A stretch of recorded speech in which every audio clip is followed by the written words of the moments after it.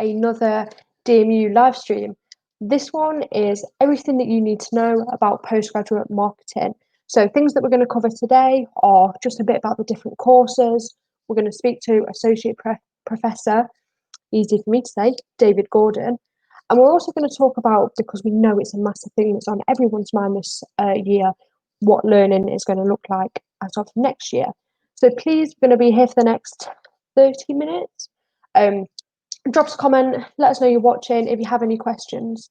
One of the questions that we got beforehand was from a lady called Georgia, cracking name, love it. Just asking for more general information. So Georgia, if you're watching, we are going to try, as I say, cover everything that I have spoke about. But if there is something that you need to know or you're not too sure about, pop it in the comments and we'll answer any questions. So let me introduce Associate Professor David Gordon.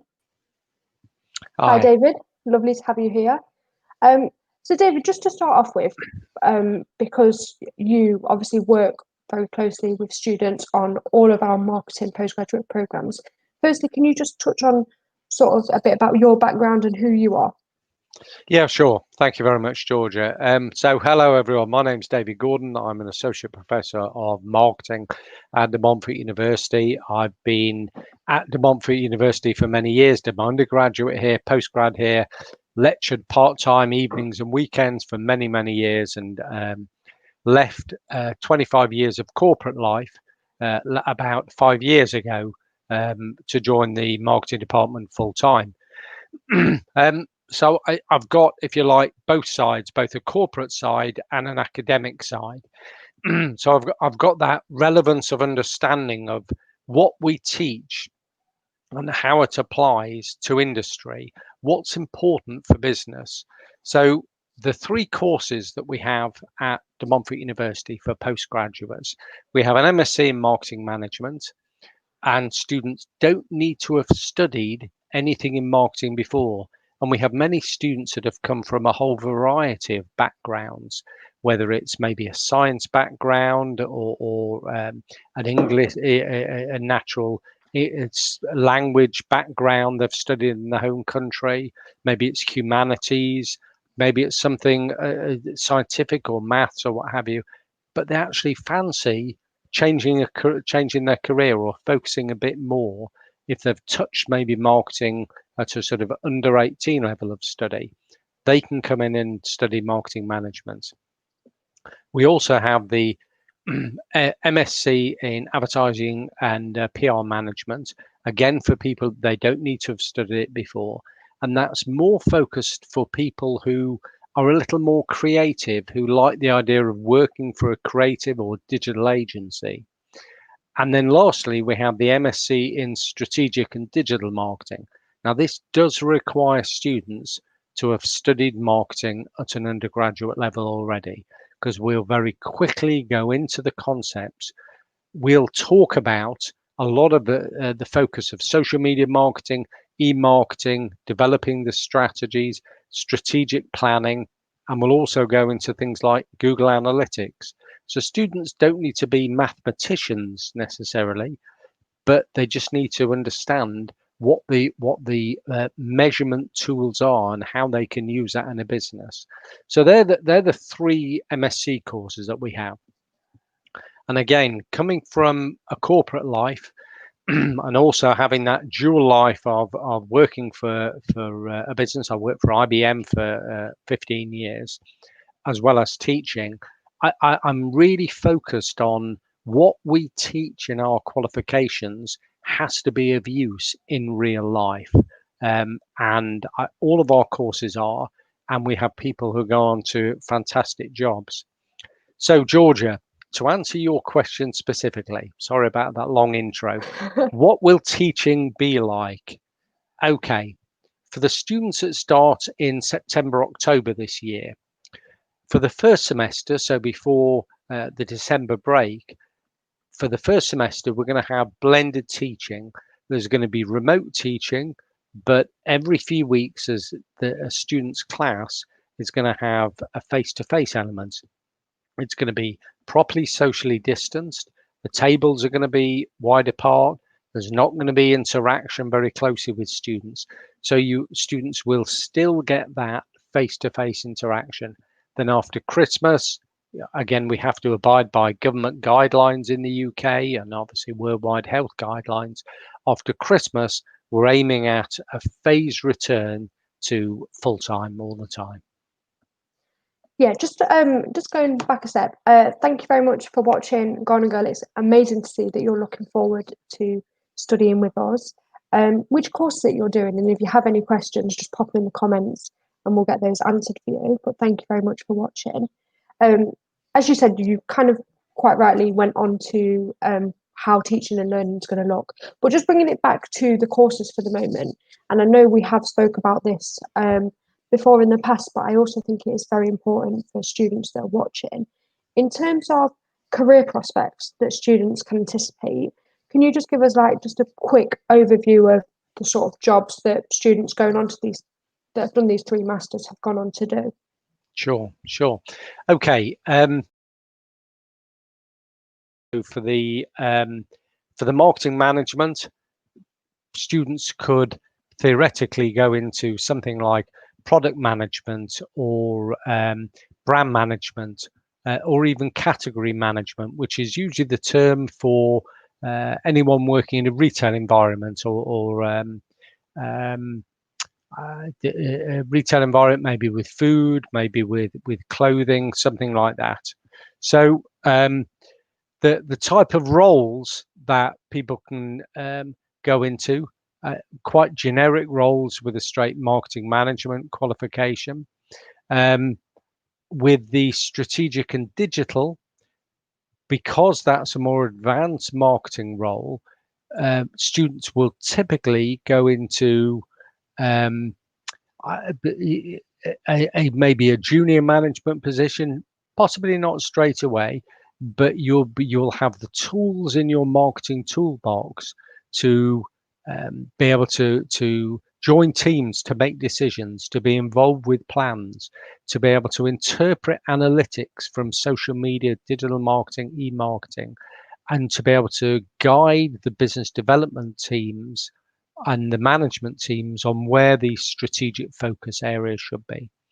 And lastly, for advertising and PR management, I talked about that being very agency focused. So for people, again, for students who are wanting to work for a digital agency, a more creative agency, this is the sort of course that will provide you with the tools to hit the ground running in that sort of agency.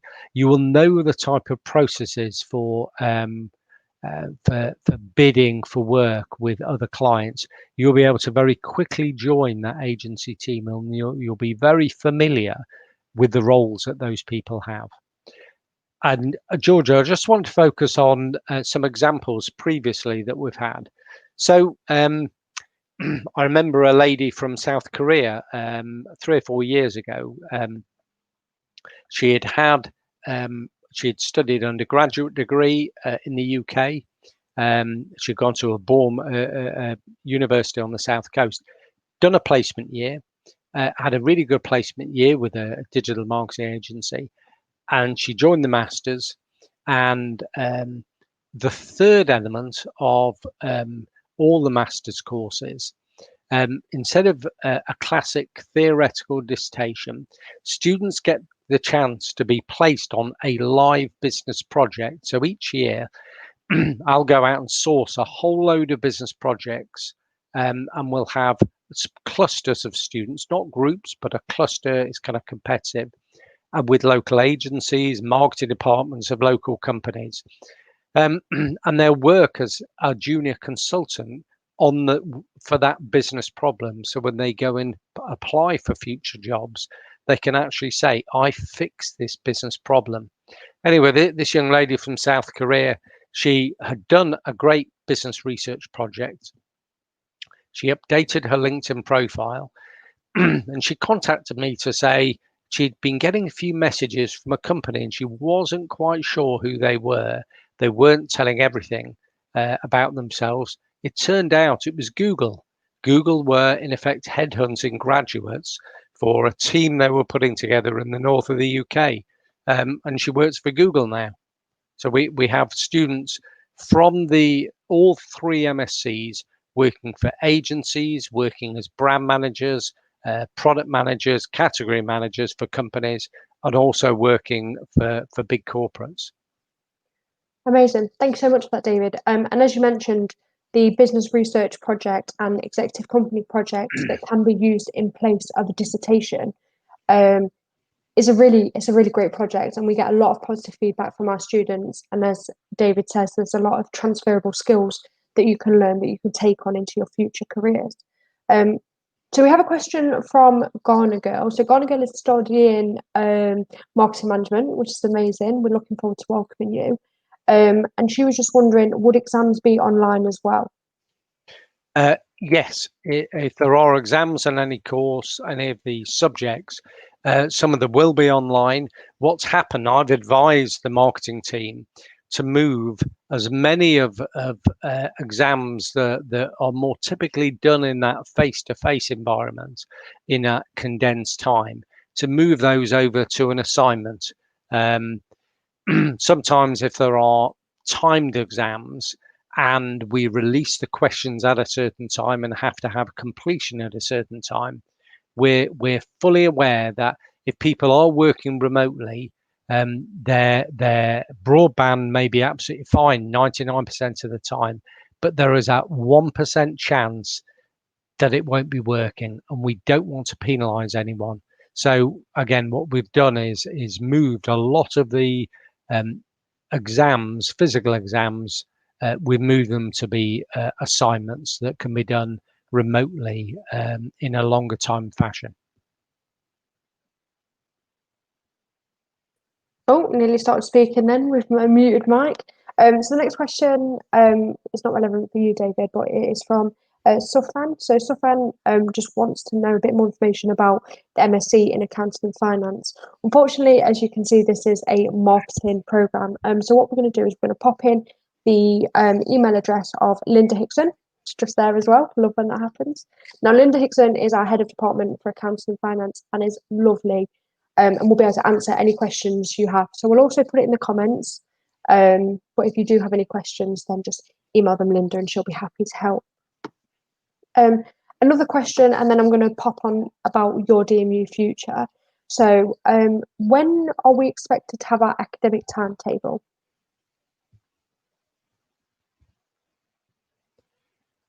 Hi, sorry, is that for me? Yeah, sorry, David. Yes, I think my camera's frozen. I'm sorry. Is my camera frozen? Yes, it looks like it has, Yeah, but we can still okay. Well, hear you, so we'll carry on going. Yeah, I'll carry on talking. Right. Sorry, I thought you were right. The academic timetable would typically be released probably a week before people actually start on their at De Montfort University. So Oh, it looks like we've just lost David.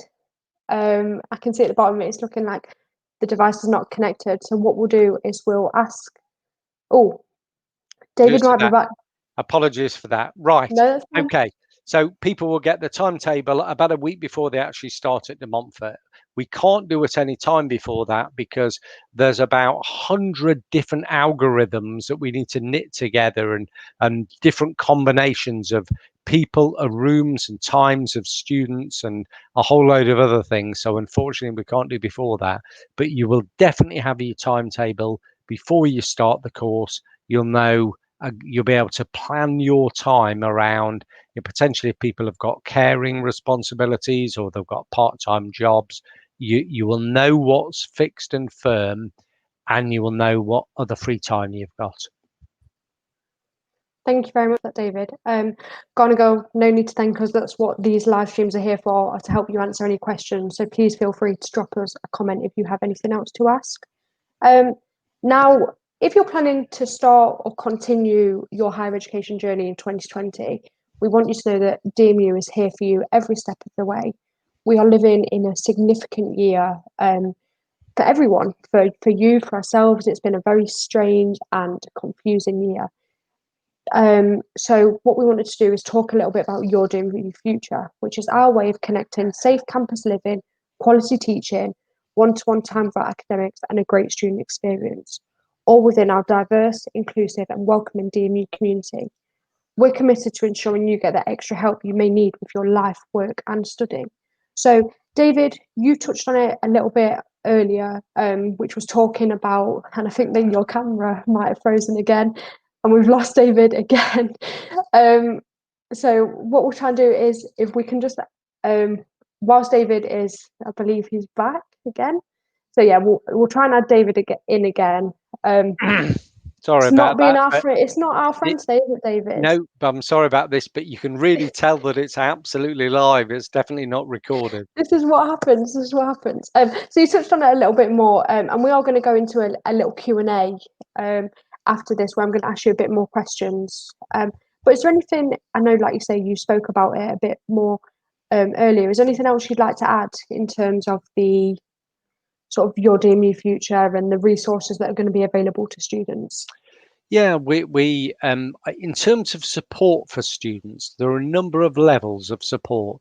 So every single subject teacher, every module that we call it of a subject will have a main teacher, a main lecturer, and every single week those people have what we call surgery time, and that specific time that they aren't due to teach, but they are just there available to help students.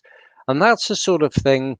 And we've all been in situations. I remember when I was at university, and you'd have a different lecturer for a different subject covering it, or someone covering a specific module, specific subject area, and you just don't quite understand the concept. And that's not because you are not intelligent enough to understand. Very often it's maybe the lecturer isn't explaining it in a way that you understand. And you can appreciate there's maybe 3 or 4 different ways we can explain a concept. So this surgery time is an opportunity for students to come to email the lecturer. It's confidential, one-to-one, closed door meeting, and for the students to say, tell me that again, I didn't quite understand. And we welcome students doing that. The smartest students are the ones that ask the questions. So that's at a module level. And then if you've got any questions about your whole course, again, I will have, as being the program leader, I have weekly time in my diary with an open door policy. People can either book or just turn up, and that's to talk about the course more generically. Maybe if I've got some course problems, um, the clashes with things, with subject areas, I want to get involved with something else in a month, but that clashes with the timetable. I can't fix everything, but I can fix a few things. And then and a layer above that are the more maybe personal problems that you've got. And we have the Students' Union, the campus centre, as we call it. We have a whole host of people there, from a unit that focuses on physical and mental disabilities. We deal with a number of students, global students, with quite personal things that are maybe not obvious, and they don't want to share with everyone. That's 100% confidential, but there are ways that we can help students with certain disabilities.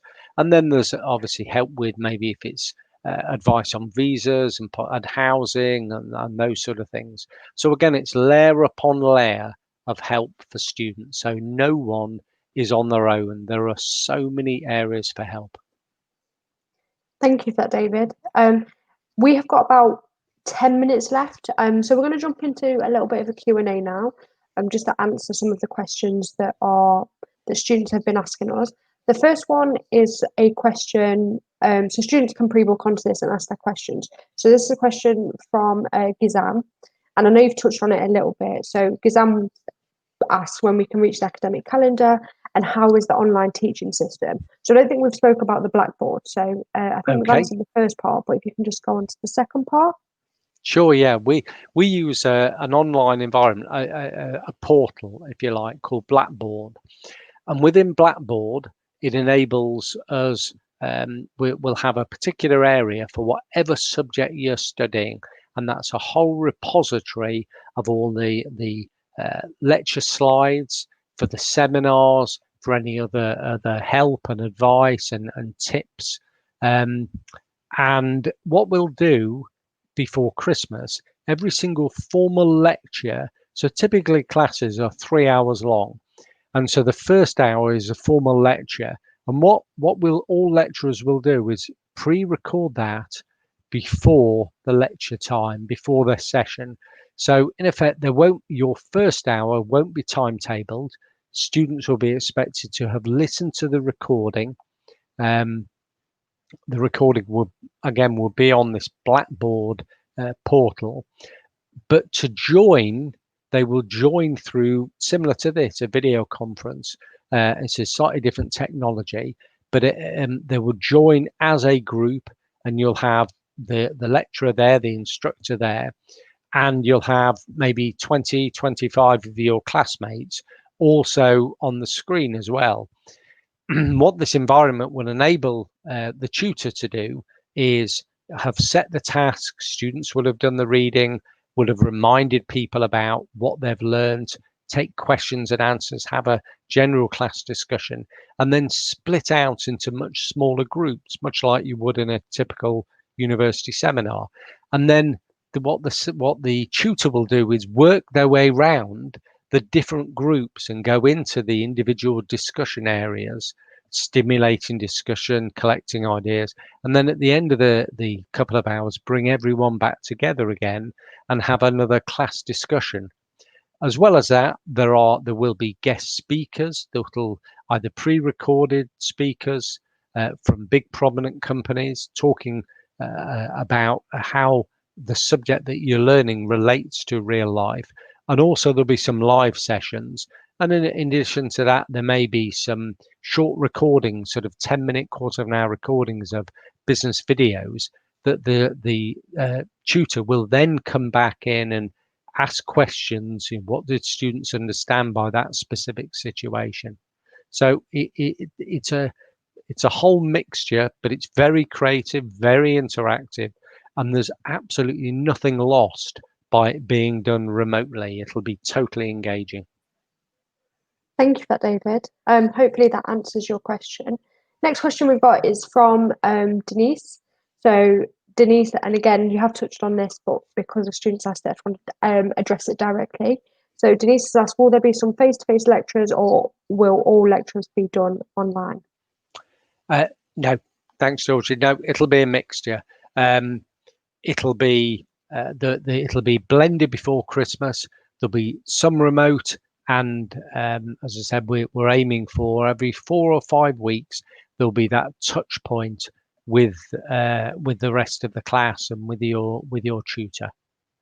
So it'll be a blend. Thank you, David. And it's just worth saying, I know David mentioned it earlier, that any sort of seminars that you will be done on campus, you're probably going to be in a larger seminar room, and that's just to adhere to social distancing guidelines. Our campus at the moment is undergoing a little bit of a transformation. So we're putting one-way systems in, there's hand sanitizer points across the campus. Just everything, we're trying to do everything possible that we can do to make sure that you feel comfortable and safe on campus. So hopefully that answers your question, Denise. So the next question that I'd like to ask you is, obviously on campus, we've said that there's sort of like an open door policy, and we've had surgery hours and things like that. How are you going to maintain that contact with students during a blended learning approach? Again, we're okay. So we'll have the individual classes that will hold. Let's say it'll be 10 people, 12 people in the room, and what it means is actually a lot more work for the lecturers, but it enables the lecturers to quickly develop that rapport individually with students instead of a class of sort of 30, 35 people, where you can't often remember a whole load of students' names. You'll quickly be able to develop the rapport. So we'll have those face to face. And then in the interactive session, I talked about the whole group being as in online, and there being the discussion from the tutor, and the tutor, what we call in academics and learning checks, we'll ask the questions and we'll encourage people to ask the questions. We'll never pick on anyone in an online environment and ask a person to give an answer. I know some students don't like being singled out, and we'll never ever do that. But we'll invite lots of questions and develop that whole class discussion.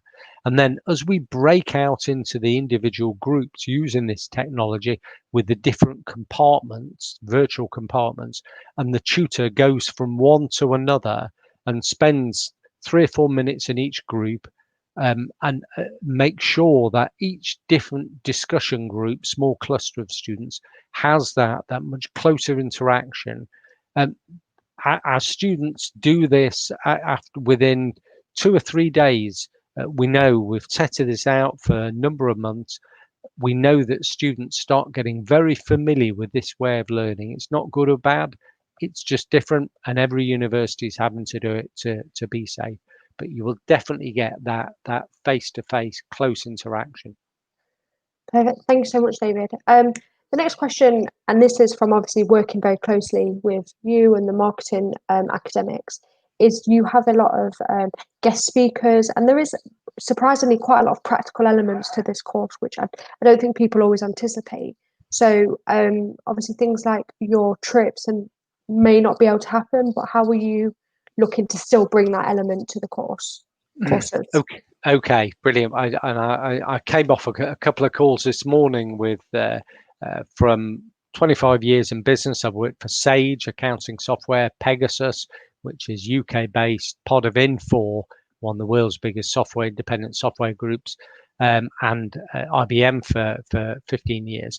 I've developed a number of business contacts, having spent time in the industry. So reached out with lots of people I've worked with before and some ex-students that have got really great jobs. And I'm developing a series called the Marketing Expert Series. And this will just be a kind of casual conversation with, much like we're doing now, Georgia, with me asking the industry person the relevant questions that relate to the area that's being learned. So this morning I came off the phone with ex-colleague of mine, David Stebbings, who's he's cloud security sales lead for the UK. Sanjay Ramji, who's senior sales at LinkedIn. They're both going to be doing sessions. Equally, I've got Global Auto Care, which are the UK's biggest auto leasing company, which are the sponsors of Leeds United Football Club. We've got one of their senior marketing guys coming. So I've got 15 people already, and these are short bite size. Some will be only quarter of an hour. Most of them will be around sort of half an hour, 40 minutes. And there'll be pre-recorded sessions across a whole load of different companies that relate to the subject students are learning. But also, what I've done, I've shared my contacts with the other lecturers on the master's courses, and they're going to be booking live discussions so that students will be able to ask questions from the industry person. That's amazing. Sounds really interesting. And you're going to be a host after all these times of just being on our panel and just being asked all the questions. You're going to be in the hot seat after this, David. I'm going to be hosting. Please don't be better than me. I don't want to lose my job to you, David. Becoming the host of the Bow streams. So the next question that we have is will I still be able to have access to the software and the resources that I need for my course? So whether that's library resources or something like that, is that something students will still be able to have access to? Absolutely. Everything. So I talked about this portal we call Blackboard, this platform. Everything's on there already. So whether you're a student that has daily lectures in a non-COVID world, you would still use this Blackboard portal to download everything. Every single lecture will be recorded, so people can watch that time and time again. Can watch it on your phone, watch it on a computer. But also access to, as you mentioned, George, access to the library, access to a certain amount of textbooks, access to all academic journal articles. Everything will be fully available. No one will be at a disadvantage. Thank you for that, David. And we have hit the 30-minute mark, so I think a really nice place to end is, what advice would you give to students that are starting a master's course in September? Advice: if they were starting with in September, really start looking forward to it now, because I've really worked hard over the past few months to make this course relevant for industry, for preparing people for jobs. So do not worry about any of the health risks. There are no guarantees in life, but as Georgia said, we are making so much effort to keep students safe and secure, and one-way systems, hand sanitizers, and everything, and reduce size where there will be touch points. And so students must not worry. They will get exactly the same experience, but part of it done in a virtual world. Perfect. Thank you so much, David. I think that's all that we have time for today. So I'd like to say thank you to everyone that has been watching. A big thank you for the comments and the questions. If marketing isn't your course of interest, we do have an economics live postgraduate live stream coming up and an international business live stream coming up next week. If you'd like to find out more information about the marketing courses, you can see it's just a little link is coming at the bottom. We'll also pop that in the comments.